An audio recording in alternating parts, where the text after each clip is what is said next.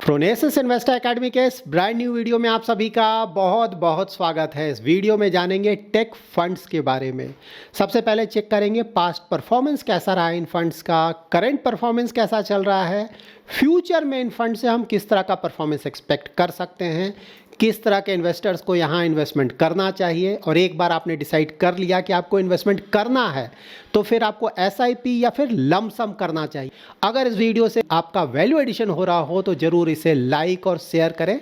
और अगर अभी तक आपने हमारा यूट्यूब चैनल सब्सक्राइब नहीं किया है तो ज़रूर सब्सक्राइब करें। हमारे यूट्यूब चैनल पे आपको म्यूचुअल फंड्स और स्टॉक से रिलेटेड लेटेस्ट और ऑथेंटिक जानकारी मिलती है। यहाँ पे आप टेक फंड्स का पास्ट परफॉर्मेंस चेक कर सकते हैं ना। 1 जुलाई 2021 कोविड प्रॉब्लम आया था 2020 में, उसके बाद स्टॉक मार्केट बहुत तेज़ी से ऊपर गया था, तो उस समय का ये परफॉर्मेंस है। देखिए लास्ट 1 ईयर का रिटर्न, हाँ ज़्यादातर फंड्स का देखेंगे तो ऑलमोस्ट 100% या उससे भी ज़्यादा का रिटर्न जनरेट किया है। ये सारे डायरेक्ट प्लान का CAGR रिटर्न्स है और बेंचमार्क का रिटर्न भी यहाँ चेक कर सकते हैं। तो सारे फंड्स ने अपने बेंचमार्क को काफ़ी बड़े मार्जिन से बीट किया था और परफॉर्मेंस बहुत अच्छा था उस समय। इसी परफॉर्मेंस को देखकर काफ़ी सारे म्यूचुअल फंड इन्वेस्टर्स ने टेक फंड्स में अपना इन्वेस्टमेंट स्टार्ट किया था। अब देखिए एक बार आपने यहाँ पे इस रिटर्न को देखकर इन्वेस्टमेंट स्टार्ट किया, उसके बाद नेक्स्ट ईयर देखते हैं परफॉर्मेंस कैसा है। नेक्स्ट ईयर देखिए NAV डेट 30 दिसंबर 2022। अब देखिए यहाँ पे लास्ट 1 ईयर का रिटर्न सभी कुछ निगेटिव है। हाँ ज़्यादातर फंड्स तो बेंचमार्क से भी ज़्यादा गिरे हुए हैं। तो किसी ने वेरी हाई रिटर्न्स देखकर इन्वेस्टमेंट किया होगा, देख सकते हैं उनके साथ क्या हुआ है। ये है सेक्टर फंड। अच्छा आइडिया नहीं हो तो सेक्टर फंड से दूर रहें, बहुत ज़्यादा सिक्लिकल है। इकोनॉमिक कंडीशंस फेवरेबल हैं तो अच्छा करेगा, फेवरेबल नहीं है तो गिर जाएगा। और खासकर वैसे इन्वेस्टर जो कि सिर्फ लास्ट 1 ईयर का रिटर्न देखकर इन्वेस्टमेंट करते हैं। यहाँ पे करंट परफॉर्मेंस चेक कर सकते हैं आप इन फंड्स का, तो परफॉर्मेंस तो यहाँ पे अच्छा है। सारे फंड्स अपने बेंचमार्क को बीट कर पा रहे हैं। तो यहाँ पे देखिए अगर आप इनका बेंचमार्क देखेंगे ना तो फर्स्ट 4 देखेंगे सेम है रिटर्न्स, नीचे का रिटर्न अलग है। उसका रीज़न ये है कि ऊपर के जो 4 फंड्स हैं वो सेम बेंचमार्क को फॉलो करते हैं, BSE tech total return index, जबकि ये जो टाटा डिजिटल इंडिया है ना वो निफ्टी IT को फॉलो करता है, इसीलिए इसका रिटर्न थोड़ा अलग लग रहा है। बट हाँ परफॉर्मेंस वाइज सारे फंड्स का यहाँ परफॉर्मेंस अच्छा है। इन टेक फंड्स का रिटर्न जैसे ही आप देखेंगे थोड़ा और ज़्यादा आने लगेगा ना, तो कुछ और कंपनीज भी अपने न्यू टेक फंड्स लॉन्च करना स्टार्ट कर देंगी, जल्दी ही आपको वो भी देखने को मिलेगा। यहाँ पे risk and return parameters check कर सकते हैं, बहुत ज़रूरी है फंड्स में इन्वेस्टमेंट करने के दौरान ये चेक करना, 3 ईयर और 5 ईयर का।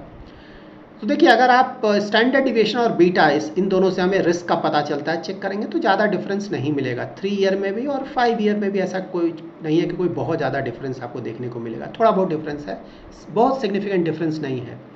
शार्प रेशियो से पता चलता है risk adjusted return, that is fund जो रिस्क ले रहा है उसके मुकाबले रिटर्न कैसा जनरेट कर रहा है, जितना ज़्यादा होगा उतना अच्छा है। रिस्क में है कि जितना कम होगा उतना अच्छा होगा, जबकि शार्प रेशियो अल्फा है कि जितना ज़्यादा होगा उतना अच्छा होगा। तो शार्प रेशियो देखिए कोई खास नहीं है लास्ट 3 ईयर्स का। देखिए अगर किसी फंड का शार्प रेशियो 1 के आसपास है तो उसे अच्छा माना जाएगा, 2 के आसपास है तो बहुत अच्छा माना जाएगा। तो यहाँ पे रिस्क एडजस्टेड रिटर्न तो एटलीस्ट लास्ट 3 ईयर्स का अच्छा नहीं है, लेकिन अल्फा बुरा नहीं है। अल्फा मतलब कि बेंचमार्क से कितना ज़्यादा रिटर्न जनरेट कर रहा है रफली। तो अल्फा देखिए सारे ही फंड्स का अच्छा है, अच्छा खासा बेंचमार्क को अच्छे मार्जिन से बीट कर पा रहे हैं। 5 ईयर में देखें तो यहाँ पे शार्प रेशियो अच्छा है, 1 के आसपास है, तो अच्छा risk adjusted return 5 year horizon में जनरेट किया गया है। और यहाँ भी अल्फा अच्छा है, तो देखिए अल्फा तो दोनों ही होराइजन्स में अच्छा है, 3 year 5 year. Sharpe ratio relatively 5 year में अच्छा है। और फंड्स का परफॉर्मेंस अगर आप देखें तो फ्रैंकलिन एक स्टैंड आउट आता है ना, इसका अगर आप अल्फा चेक करें तो दोनों ही होराइजन्स में काफ़ी ज़्यादा अच्छा है। लेकिन हाँ ओवरऑल देखें तो सारे फंड्स का परफॉर्मेंस अच्छा है, ऐसा नहीं कि कोई फंड यहाँ पे खराब है। इन फंड्स का इन्वेस्टमेंट स्टाइल समझ लेते हैं, तो उसके लिए हम portfolio price to earning, annual turnover और नंबर ऑफ स्टॉक्स चेक करेंगे। तो देखिए पोर्टफोलियो प्राइस टू अर्निंग में कोई डिफरेंस नहीं है ना, आदित्य बिरला, ICICI, SBI, टाटा सबका सेम है, एक जैसा है, 34-35। रिलेटिवली फ्रैंकलिन का ज़्यादा है यहाँ पे, बाकियों के मुकाबले काफ़ी ज़्यादा है, 45 के आसपास, मतलब कि हाई ग्रोथ कंपनीज में इन्वेस्टमेंट कर रहे हैं जिसका वैल्यूएशन ज़्यादा है। एनुअल टर्नओवर देखें तो ICICI का रिलेटिवली ज़्यादा है और SBI का थोड़ा ज़्यादा है, बाकियों का कम है। मतलब कि ये दोनों ही फंड्स पोर्टफोलियो में रिलेटिवली ज़्यादा बाय एंड सेल कर रहे हैं, इसीलिए एनुअल टर्नओवर ज़्यादा है। नंबर ऑफ स्टॉक्स देखिए अगेन यहाँ पे ICICI का बहुत ज़्यादा है नंबर ऑफ स्टॉक्स, और रिलेटिवली अगर आप देखें तो एसबीआई का बहुत कम है, मतलब कि ये कॉन्सेंट्रेटेड पोर्टफोलियो है इनका, सिर्फ 24 स्टॉक्स हैं। मार्केट कैप एलोकेशन बहुत ज़रूरी है। इन फंड्स ने large cap, mid cap, small cap में कितना एक्सपोजर लिया हुआ है। तो यहाँ पे देखिए अगेन सिर्फ फ्रैंकलिन का आपको अलग लगेगा, देखने को मिलेगा ना। लार्ज कैप में देखिए बहुत कम एक्सपोजर है रिलेटिवली, बाकी और 4 फंड्स में अबाउट 70% के आसपास लार्ज कैप में एक्सपोजर है। मिड कैप, स्मॉल कैप देखिए कितना बड़ा एक्सपोजर है फ्रैंकलिन में। ये एक बहुत बड़ा रीज़न है जिसके कारण इनका रिटर्न ज़्यादा आ रहा है। जबकि बाकियों का मार्केट कैप एलोकेशन देखें तो एक जैसा है मोस्टली। यहाँ पे आप इन फंड्स का पोर्टफोलियो चेक कर सकते हैं। टॉप होल्डिंग्स मैंने लिया है, तो यहाँ पे भी देखें ना, ये 4 फंड्स अगर आप देखेंगे तो एक जैसा पोर्टफोलियो मिलेगा। इनका पोर्टफोलियो फ्रैंकलिन का बिल्कुल अलग है रिलेटिवली अगर आप देखें। और कुछ सालों से हम इनका रिव्यूज़ कर रहे हैं। अगर आप पुराने हमारे सब्सक्राइबर हैं तो आपको पता होगा। देखिए मैंने हमेशा बताया, इन्फोसिस, सेम इन्फोसिस इन्होंने रखा है, बहुत बड़ा एक्सपोजर ऑल 4 फंड्स में। इन्फोसिस में कुछ प्रॉब्लम हुआ तो चारों ये जो फंड्स हैं उनका परफॉर्मेंस बुरी तरह से हिट होगा। उसके बाद देखिए क्या है, TCS, Airtel, HCL, LTI, Mindtree, ये सभी कुछ सेम आपको यहाँ मिलेगा। थोड़ा ऊपर नीचे मिलेगा बट मोस्टली सेम एक्सपोजर है यहाँ पे। तो कोई बहुत ज़्यादा डिफरेंस नहीं है इनके पोर्टफोलियोज़ में। जबकि फ्रैंकलिन का अगर आप देखेंगे, यहाँ पे देखिए बिल्कुल अलग है। हाँ, जोमेटो देखिए, PB Fintech, new age companies में बहुत बड़ा एक्सपोजर लिया है और उसका रिलेटिवली इन्हें फ़ायदा भी मिल रहा है। लाइक इन्फो एज नीचे आपको मिल जाएगा। उसके अलावा देखिए इन्होंने फ्रैंकलिन टेक फंड में इन्वेस्ट किया। ये फंड वर्ल्ड की ज़्यादातर टेक कंपनीज़ में इनका इन्वेस्टमेंट है। ज़्यादातर यूएस की कंपनीज़ में ही इन्वेस्टमेंट है, लाइक एनवीडिया है, माइक्रोसॉफ्ट, अमेजोन, एप्पल, सिनॉप्सिस, और साथ ही ताइवान सेमीकंडक्टर में भी इनका अच्छा खासा एक्सपोजर है। तो ज़्यादातर इन्वेस्टमेंट यूएस के स्टॉक्स में ही है, टेक स्टॉक्स में, लेकिन हाँ दूसरे कंट्रीज़ के स्टॉक्स में भी इनका एक्सपोजर है। तो देखिए ये पोर्टफोलियो बिल्कुल अलग है। और एसबीआई का देखा तो ये भी कुछ हद तक अलग है, क्योंकि यहाँ पे भी आपको फॉरेन इक्विटी का एक्सपोजर मिलता है। अबाउट 14.24% का यहाँ भी फॉरेन इक्विटीज़ में एक्सपोजर लिया गया है। लाइक कॉग्निजेंट यहाँ पे देखिए, क्लासेस शेयर्स है, माइक्रोसॉफ्ट है।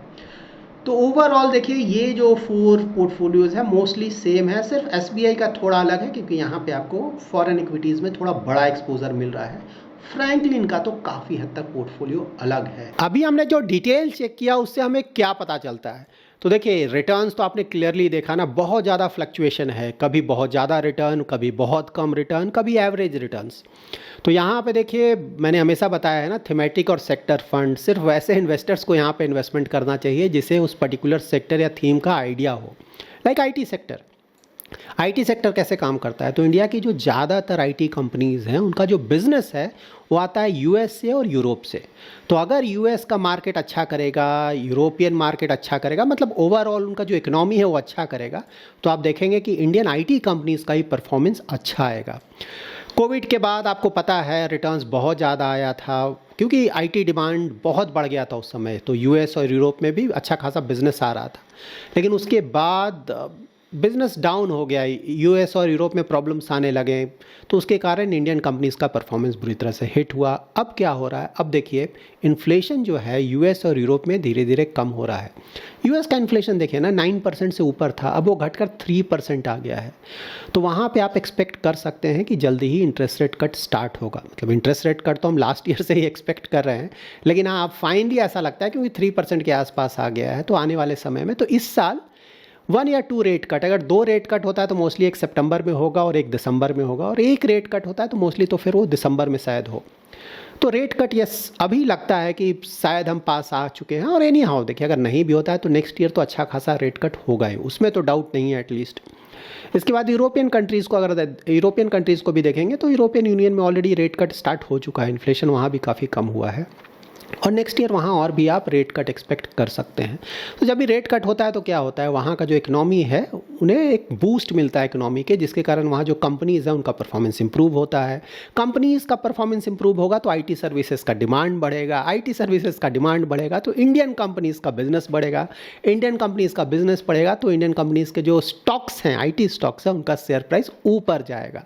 तो इसीलिए मतलब आईटी स्टॉक्स में ऑलरेडी आपने देखा होगा थोड़ा तेज़ी आना स्टार्ट हो गया ना। यूएस में जैसे इन्फ्लेशन 3% के आसपास आया, अनएम्प्लॉयमेंट का जो डेटा है वो भी थोड़ा बढ़कर आया, तो लग रहा है कि नहीं अब शायद वहाँ पे रेट कट आने वाला है। तो इसीलिए मतलब अगर किसी का इन्वेस्टमेंट होराइजन है थोड़े समय का, शॉर्ट टर्म के हेडेक्स ले सकते हैं। शॉर्ट टर्म में तो अभी भी ना, लाइक यूएस में अगर बोला जाएगा कि इंटरेस्ट रेट कट नहीं करेंगे अभी नियर फ्यूचर में, तो फिर से आईटी स्टॉक्स पे प्रेशर बन जाएगा।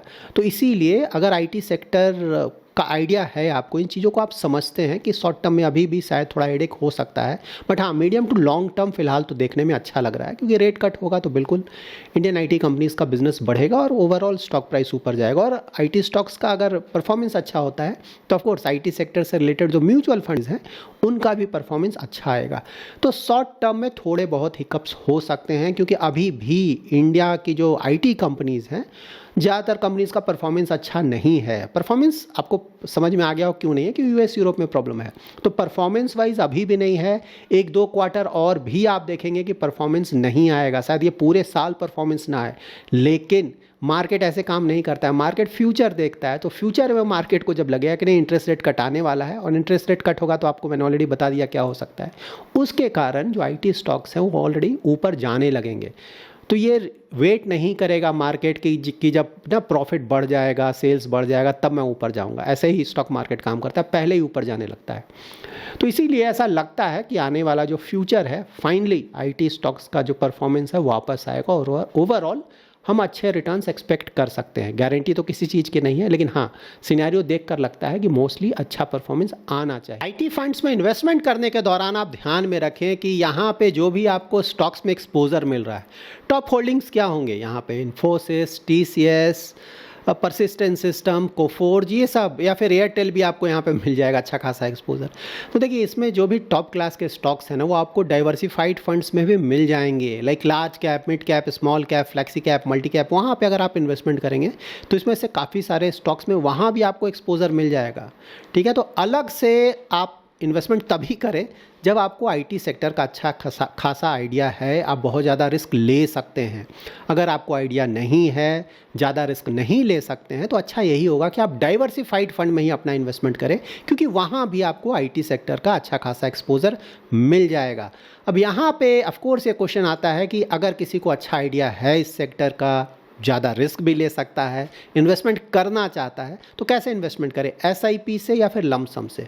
देखिए यहाँ पे अभी भी अच्छे खासे रिटर्न्स आ सकते हैं, फ्यूचर में आ सकते हैं, आएगा नहीं आएगा देखना होगा, आ सकते हैं।